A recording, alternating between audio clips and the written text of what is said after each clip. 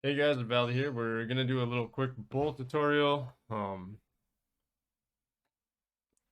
been requested. This is somebody else's model that they sent me. They want to add a bolt to the center, so we're just quickly gonna go through how to build a fast basic bolt.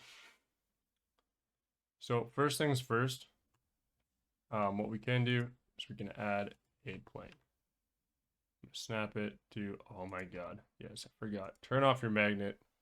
Don't want that. I'm just going to quickly set this to random so everything looks kind of nice and cool. Easier to see. I use control, click, which snaps my vertices if you're holding control. It's a lot easier. Less crap can get messed up. Okay. We're going to drag that out. Show you guys really quick. Use your cursor here. You're going to click it again. So it snaps to the inside corner, which you want to rotate from. I'm going to click spin. I'm going to spin my edge 90 degrees to start. Just because it's simple, it's easy. I'm going to use my y-axis, so you can use the axis there to drag it out where you want it to be. So it doesn't have to be a sharp corner. You don't want it to be. It really doesn't. I'm going to go straight ahead again. I'm actually going to drag this back. Don't want your flat to be too much in the bowl. It gets absurd, and then you're pumping, or not pumping, you're pushing on flat. So you got to be aware of that. Do the same thing here, 90 degrees. We're going to go on our Y. Make it a little bit different. It's going to be a big end. Okay, drag that out. It's kind of cool, kind of fun. I still don't think that, I think that's too big of an area, so I'm going to drag it back a bit. Hell, we'll go straight in there. Let's get crazy. Nice and tight, so it's not too painful. Drag this back. Now, I'm going to add this again. Same thing, cursor, control click to the corner that I want to pivot from. Now I can do two corners at once because those are lined up. It gives me that option, right? I'm going to extrude that again, but change my mind. I only want to extrude one because we're going to add a spine here. I'm going to bring that over. Once again, we don't want it to be too wide on the other side. I'm going to click cursor, set it in the same spot on my inside corner. Go again, 90 degrees, not 95. You can type it in if you want, press enter. Y-axis again. Don't want a massive corner on this one. Drag this back by just control clicking from spot to spot that I want. Yeah, that looks about good. Once again, E for extrude. I'm going to drag that out. We're only going to go to this corner here because I'm actually going to tie it into itself. Cursor, control the corner again. Rotate. So now I have like a really unique bowl, right? So you don't have to go that complex. You can do simple, as crazy as you want. Just remember 90 degrees because you want to tie in, right?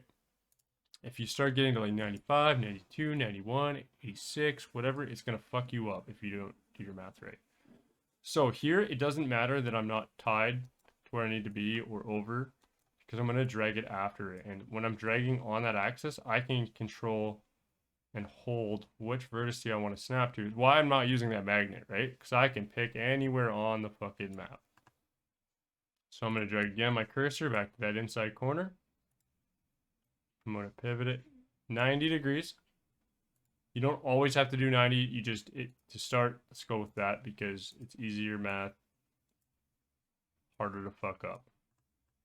So again, now I've dragged this control to there. So now it is on the exact same spot, these two vertices on the y-axis. So when I extrude this, it's going to tie in. So now I'm going to go to that corner. Again, control click. This is how I'm making a spine transfer.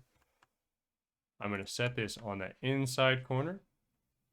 Now I know this is 90. I didn't fuck with the y-axis, so it should line up perfectly. It does. Boom, right? Insane how that works. Now, these are a bit close. So what I'm going to do before, I don't have auto merge vertices for this reason, because I just made a decision. This has got to go back a bit because I need room up top for coping. Otherwise, it's just going to be two fucking planes touching. Not going to make sense, right? So I'm just kind of eyeing it. I know that 0.3 of what I'm going to do is pretty fucking close to that. If not, I'll add a little bit fatter of coping. Or I can slide it around. There's lots of things you can do. So then I'm going to do the same thing here. I'm just going to extrude, snap. Now I'm going to press A for all while I'm in edit. Go to mesh, cleanup, merge vertices by distance. They are all merged up and ready to go. Now I alt clicked my exterior lines there. So I just clicked one of them. Since it's all merged together, it's all the same. Now I'm going to extrude. I'm going to find a height. So his head's over here. This is usually how I find heights. I control while I'm on the Z axis and I click waist for usually rails, stuff like that. Head's a good spot for a normal quarter. Well, I want to go a little bit higher in some of these, but I don't want it to all be higher. So we're actually going to have a height difference. Got to decide where that's going to be. Let's have fun with this.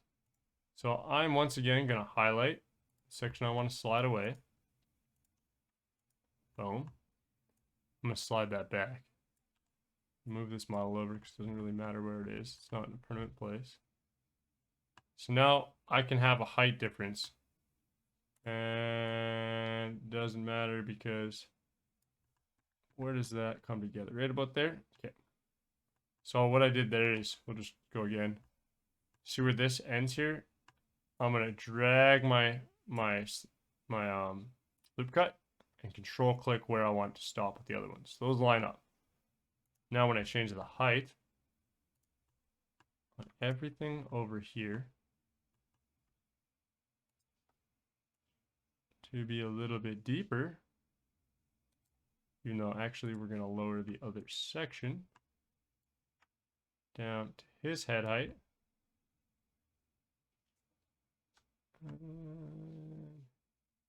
We want those to stay the same. So we're actually going to bring up the bottom. So what I'm going to do is drag that up a bit. You want to make sure like this is too much. So actually I shouldn't have that one. And I shouldn't have that one. Now I'm going to drag it so the height's a bit shorter. What I can do is you can even bring your model over and check your height. So you got a decent pool size over here. And over here, you've got a deep end. Now, that model doesn't really matter. I just use it as reference. It's super easy to have. Now again, I'm going to go back to my edge select. Well, quickly make sure all my meshes are cleaned up. We should be good. Yep. I'm going to alt select. For some reason I didn't select that one. Watch out on that. M. C for clamp. M again. Bingo. Now you see how I just kept clicking M till it filled it nicely, and it fills all of it.